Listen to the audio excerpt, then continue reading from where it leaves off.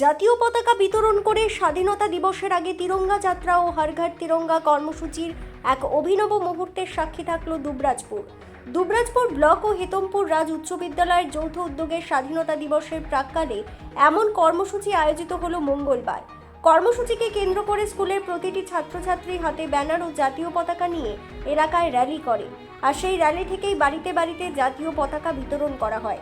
স্কুলের প্রধান শিক্ষক চিন্ময় চ্যাটার্জি জানান, যতগুলি সম্ভব বাড়িতে এই জাতীয় পতাকা পৌঁছে দেওয়া হবে।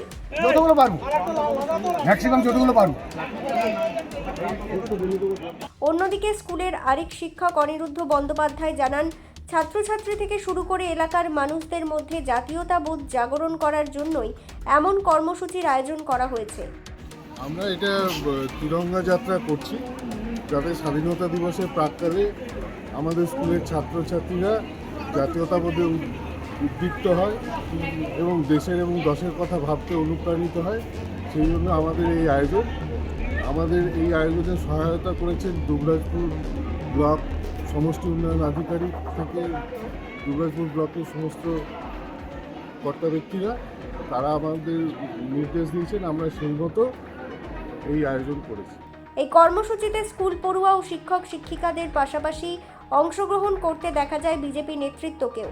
বিজেপির দুবরাজপুর মণ্ডলের সভাপতি শম্ভুনাথ ব্যানার্জি জানান, দেশকে যাতে সবাই ভালোবাসেন তার জন্য 15ই আগস্ট যাতে বাড়ি বাড়ি পতাকা টাঙানো হয়, তার জন্যই এমন পদক্ষেপ নেওয়া হয়েছে।